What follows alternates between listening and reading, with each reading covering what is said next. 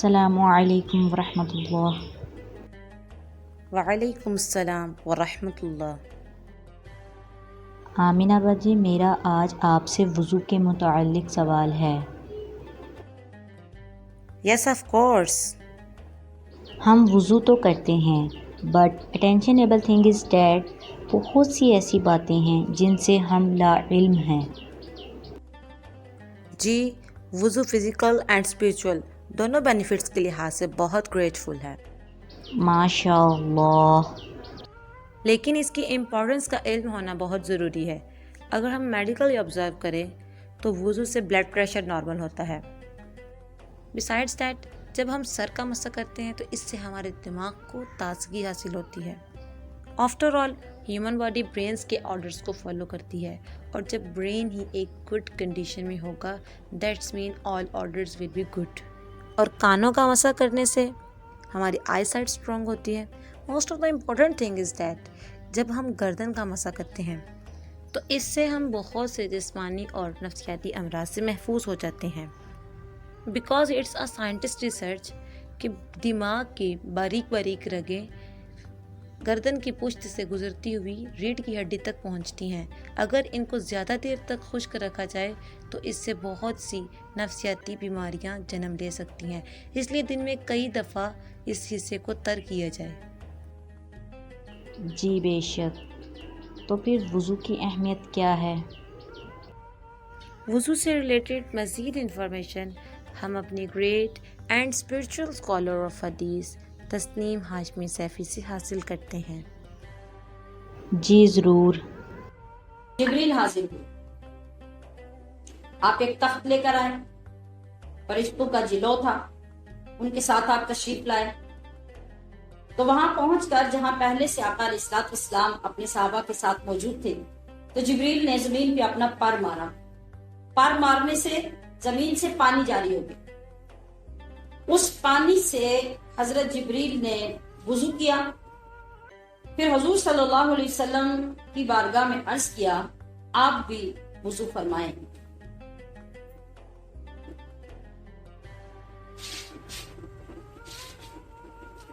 آقا صلی اللہ علیہ وسلم نے بھی ویسے وضو کیا۔ حضرت جبریل نے جب وضو کیا تو اس کے بعد آسمان کی طرف دیکھ کر پڑھا اشہد ان لا الہ الا اللہ و اشہد ان محمدا عبدہ و رسولہ۔ یہ کیا ہے؟ دوسرا کلمہ۔ تو یہ تو آتا ہے آلریڈی سب کو ماشاءاللہ، اس لیے یہ لکھا ہوا آپ کو نظر نہیں آ رہا۔ تو آقا علیہ الصلوۃ والسلام نے بھی وضو کیا، اور وضو کے بعد آپ نے بھی ایسے ہی کلمہ پڑھا۔ تو جبریل نے عرض کیا آپ کی امت میں سے جو بھی اس طرح وضو کرے گا اس کے گناہ معاف ہوں گے، اس کا گوشت اور خون دوزخ پر حرام ہو جائے گا۔ ترمذی شریف میں حضرت ابو ہریرہ سے روایت کی گئی ہے کہ نبی علیہ السلام نے ارشاد فرمایا جب انسان وضو کرتے ہوئے اپنا چہرہ دھوتا ہے تو آنکھوں سے کیے ہوئے گناہ پانی میں بہہ جاتے ہیں، ہاتھ دھوتا ہے تو ہاتھوں سے کیے ہوئے گناہ پانی میں بہہ جاتے ہیں، کلی کرتا ہے تو زبان سے کیے ہوئے گناہ پانی میں بہہ جاتے ہیں، اور پیر دھوتے ہوئے پیروں سے چل کے کیے گئے گناہ بھی دھل جاتے ہیں۔ ہمشیران محترم، اتنا بڑا انعام اور اتنا بڑا فائدہ کیا ہمارے وضو بھی دلا سکتے ہیں؟ لاپرواہی، گفتگو، باتیں وضو کے دوران سب چلتا ہے، اور ایسے وضو سے یہ کچھ تو ملنے کا نہیں۔ ہماری توجہ، فکر، یقین، حاجت کا پایا جانا ضروری ہوگا۔ اس لیے علماء کرام نے ہر عضو کو دھوتے ہوئے ہمیں دعائیں سکھائی ہیں مختلف، کہ ہر وضو کو دھوتے ہوئے اس کے مطابق دعا پڑھو اور وضو کی طرف پوری توجہ رکھو، پھر آپ کا وضو اس قابل ہوگا کہ آپ کو یہ اجر و ثواب دلائے گا۔ ٹھیک ہے؟ تو اب جیسا کہ بار بار میں یہ عرض کرتی ہوں کہ ہم چونکہ عجمی لوگ ہیں، اتنی طویل عربی کو یاد تو نہیں کر سکتے، تو یاد رکھیے کہ ان کا جو مفہوم ہوتا ہے نا دعاؤں کا، اس مفہوم کی طرف اگر ہماری توجہ رہے، جو ترجمہ ہماری زبان میں بنتا ہے اس کی طرف، تو بھی اللہ کریم اپنے کرم سے ہمیں وہ ثواب دے دے گا، کیونکہ اللہ کے لیے تو یہ ضروری نہیں کہ وہ کسی خاص زبان کو سمجھے. ہاں البتہ محبت والے، شوق والے اپنے نبی کی زبان سیکھیں اور ان زبانیں اقدس سے ادا ہوئی. تو اس کا متبادل میں یہ عرض کر رہی ہوں کہ تمام اعضاء کی دعائیں ہم یاد نہ کر سکیں تو پھر ایک دعا جو پورے وضو میں ہم پڑھ سکتے ہیں، بڑی خوبصورت دعا ہے اور اس سے ہمیں توجہ کی وجہ سے سارے فائدے حاصل ہو جاتے ہیں. پڑھیے میرے ساتھ دعا. اللہم اغفر لی، ہم نے میم پہ وہی گننا کرنا ہے. اللہم اغفر لی ذنبی ووسع لی فی داری وبارک لی فی رزقی. جی اب اس کا مطلب ہے اللہم اے اللہ، اغفر بخش دے، لی مجھ سے، ذنبی میرے گناہ، اور وسع کشائش اور وسعت پیدا کر دے، لی میرے لیے، فی داری میرے گھر میں، وبارک لی اور برکت عطا کر دے میرے لیے، فی رزقی میرے رزق میں. آپ نے دیکھا کتنی بامعنی، کتنی جامع دعا ہے کہ جب ہم وضو میں یہ دعا پڑھیں گے تو یہ اللہ کا وعدہ ہے کہ وضو کرنے والے کو یہ سب چیزیں دے گا. ماشاء اللہ آمینہ باجی، وضو کی اہمیت کا تو پتہ چل گیا، لیکن اس کا طریقہ بھی جاننا بہت ضروری ہے. جی، وضو کا پریکٹیکل میتھڈ بھی ہم آنرڈ اسکالر تسنیم ہاشمی سیفی کی انفارمیٹیو اسپیچ سے پریکٹیکلی سیکھتے ہیں. پہلے آپ اپنے دل میں ارادہ کریں گے کہ میں نے نماز کے لیے وضو کرنا ہے یا میں نے قرآن شریف پڑھنے کے لیے وضو کرنا ہے. اس کے بعد آپ بولیں گے زبان سے بسم اللہ والحمد للہ، اور پھر 3 مرتبہ آپ دونوں ہاتھوں کو گٹوں تک دھوئیں گے. یہ جو پنجابی میں جس کو گٹ کہتے ہیں، یہ جو ہاتھ کے پیچھے بازو کے شروع میں ایک ہڈی ہوتی ہے نا، یہاں تک، اس ہڈی سمیت ہاتھوں کو 3 بار دھونا ہے. اور جب آپ ہاتھ دھوئیں گے تو دونوں ہاتھوں کی انگلیاں ایک دوسرے کے اندر ڈال کر ملیں گے.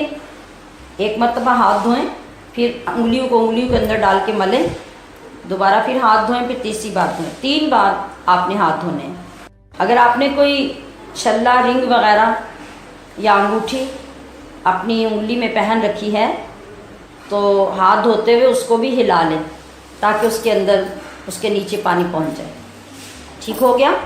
اب آپ ایسا کریں کہ سیدھے ہاتھ کو گول کر کے چلو بنائیں اور اس کے اندر پانی لیں. 3 مرتبہ پانی لے کر 3 بار کلی کریں. یہاں پر کلی کرتے ہوئے شہادت کی انگلی کے ساتھ اور انگوٹھے کے ساتھ آپ دانتوں میں مسواک کریں گے. اب بچے بھی بیٹھے ہیں یا ہمارے بھائی یا بچے جو وضو کریں گے تو ان کو چاہیے کہ وہ مسواک کریں، لکڑی کی مسواک. نبی کریم صلی اللہ تعالی علیہ وسلم کی یہ بڑی محبوب سنت ہے. آپ نے اس کو بہت پسند کیا کہ وضو کے ساتھ مسواک کی جائے. لیکن لڑکیوں کی مسواک یہ ہے کہ وہ انگلی کے ساتھ اپنے دانتوں کو، اس کا یہ طریقہ ہوگا کہ آپ 1 مرتبہ پانی منہ میں ڈال کر کلی کریں، پھر آپ اسی سیدھے ہاتھ کے انگوٹھے کے ساتھ اپنے دائیں طرف والے دانتوں کو صاف کریں، اور جب بائیں طرف کی طرف جائیں تو پھر آپ شہادت کی انگلی کے ساتھ اپنے دانتوں کو صاف کریں، پھر دوسری اور تیسری کلی کر کے آپ وضو کا اگلا رکن ادا کریں. ٹھیک؟ کلی کرتے ہوئے آپ نے اچھی طرح غرغرہ کرنا ہے، منہ اوپر کر کے حلق تک آپ کے پانی جانا چاہیے۔ اب اس کے بعد ایسے ہی 3 مرتبہ ہم ناک میں پانی چڑھائیں گے۔ ناک میں پانی چڑھانے کے لیے بھی آپ سیدھے ہاتھ میں پانی لیں گے جیسے کلی کرنے کے لیے لیا تھا، اور سیدھے ہاتھ سے آپ اس طرح ناک میں پانی چڑھائیں گے کہ پانی ناک کے ساتھ رکھ کر ہلکا سا آپ اوپر کو کھینچیں، معمولی سا، یا آپ ذرا دبا کر پانی اندر کی طرف لگائیں کہ ناک کے اندر جو نرم ہڈی ہوتی ہے نا، یہ اوپر کی طرف ناک پہ باہر جو نظر آ رہی ہوتی ہے سخت ہڈی، اندر اس تک پانی چلا جائے اور آپ کو محسوس ہو کہ ناک کے اندر پانی گیا ہے۔ ٹھیک، اگر آپ نے ناک صاف کرنی ہے، آپ کے ناک میں بلغم وغیرہ ریشہ وغیرہ ہے، آپ نے اس کو صاف کرنا ہے، یا فلو ہو رہا ہے اور آپ نے صاف کرنی ہے ناک، تو پھر آپ الٹے ہاتھ سے یعنی بائیں ہاتھ سے ناک کو پہلے جھاڑ کے صاف کر لیجئے، اور اسی بائیں ہاتھ سے پانی بھی لے کر ناک کو صاف کر لیں۔ جب صاف ہو جائے تو پھر دائیں ہاتھ سے ہی 3 مرتبہ پانی ناک کے اندر چڑھا کے اور پھر آپ ناک میں پانی لگا لیں۔ اب 3 بار آپ نے یہ کر لیا۔ اب ہم نے یہ کرنا ہے کہ دونوں ہاتھوں کو اکٹھا جوڑ کر دونوں ہاتھوں میں پانی لیں اور 3 بار پانی سارے چہرے کے اوپر ڈالیں اور 3 بار اچھی طرح چہرے کو دھوئیں۔ چہرے کو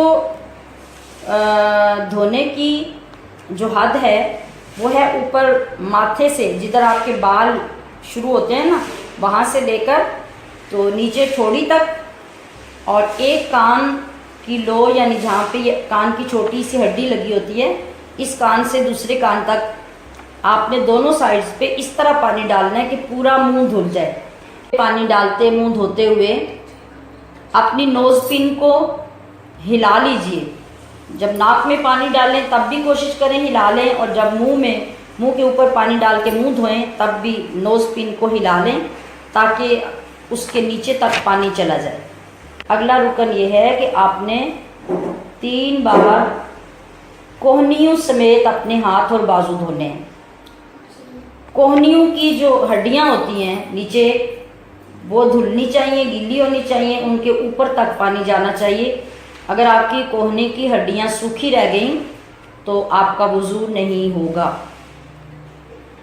ٹھیک ہے، اب 3 بار یعنی پہلی مرتبہ جب آپ دائیں طرف دائیں بازو کے اوپر پانی ڈالیں، چاہے ٹوٹی کے ساتھ یا ہاتھ کے ساتھ، تو بازو کو مل لیں اوپر سے نیچے تک تاکہ اچھی طرح جسم تک پانی لگ جائے۔ پھر اس کے بعد 2 بار پانی اور ڈالیں اور دونوں بار مکمل بازو دھوئیں، کونی سمیت ہاتھ تک۔ اسی طرح اس کے بعد بایاں بازو بھی 3 بار ایسے ہی دھوئیں اور 1 دفعہ اس کو پانی کے ساتھ مل بھی لیں۔ ایسا کرنا سنت ہے۔ اب آپ تھوڑے سے پانی کے ساتھ دونوں ہاتھوں کو گیلا کر لیں۔ گیلا کرنے کے بعد سر، گردن اور کانوں کا مسح کرنا ہوگا۔ اب اس کا طریقہ کیا ہوگا؟ آپ نے جو دونوں ہاتھ گیلے کیے تھے تو دونوں ہاتھوں کو اس طرح سے سامنے کی طرف جوڑ لیں، آپس میں آمنے سامنے رکھ لیں، اکٹھا کر کے شہادت کی دونوں انگلیاں علیحدہ کر لیں اور انگوٹھے بھی علیحدہ کر لیں۔ تو باقی جو 3 انگلیاں ہیں ان کے سامنے والے ناخنوں والے سرے آپس میں جوڑ کر ماتھے کی طرف سے مسح کرتے ہوئے پیچھے کی طرف لے کے جائیں اور پھر ہاتھوں کو آگے کی طرف لائیں۔ اب یہ سر کا مسح ہو گیا۔ پھر جو دونوں شہادت کی انگلیاں ہیں ان کو آپ کانوں کے اندر ڈالیں اور گولائی میں اوپر تک جو کانوں کے حصے ہیں ان پہ انگلی پھیر کر نیچے کی طرف مسح کرتے ہوئے لائیں، اور اس کے ساتھ جو انگوٹھے ہیں انگوٹھے کانوں کے پچھلی طرف رکھیں اور پچھلی طرف سے مسح کریں۔ یہ آپ کا کانوں کا مسح بھی ہو گیا اور سر کا مسح بھی۔ اب جو ہاتھوں کی پشت ہے الٹی سائڈ، ان دونوں کو اپنی گردن کی پچھلی طرف لے کے جائیں اور پچھلی طرف سے گردن کا مسح کریں۔ बस पिछली तरफ गर्दन का मसा होगा, आगे गले का मसा नहीं होगा। ये आपने वुज़ू में मसा भी कर लिया। ये तरतीब ऐसी रखनी है कि सर का मसा 3 उंगलियों के साथ करना है, कानों का मसा अंदर से शहादत की उंगली से और पीछे से अंगूठे से, और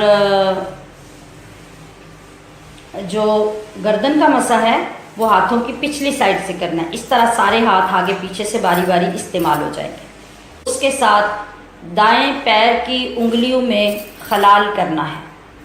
इसका तरीका होगा कि आप छोटी उंगली की तरफ से हर उंगली के दरमियान में उंगली डालें और नीचे से ऊपर की तरफ खलाल करें, फिर दूसरी, फिर तीसरी, फिर अंगूठे की तरफ आएं।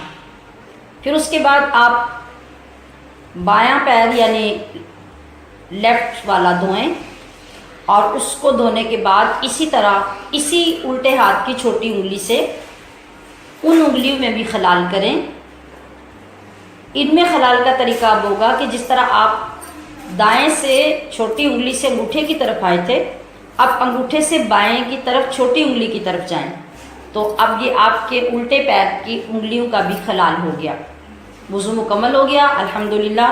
अब आप कलमा शहादत पढ़ेंगे, और जब आप वुज़ू कर रहे थे ना, सारा वुज़ू शुरू से जब आपने हाथ धोने शुरू किए थे तो आपने पढ़ा था बिस्मिल्लाहि वल्हम्दुलिल्लाह। ये पढ़ने के बाद अल्लाहुम्मा अग़फ़िरली ज़ंबी व वस्सिअली फ़ी दारी व बारिक ली फ़ी रिज़्क़ी। जी माशाअल्लाह, मैंने आज मुख्तसर मगर जामे इंफॉर्मेशन से अपनी बहुत सी मिस्टेक्स को नोट किया है। इंशाअल्लाह अगेन इन मिस्टेक्स को रिपीट नहीं होने दूंगी मैं। जी माशाअल्लाह, अल्लाह ताला हम सबको इस पर अमल पैरा होने की तौफीक अता फरमाए। आमीन। अल्लाहुम्मा आमीन।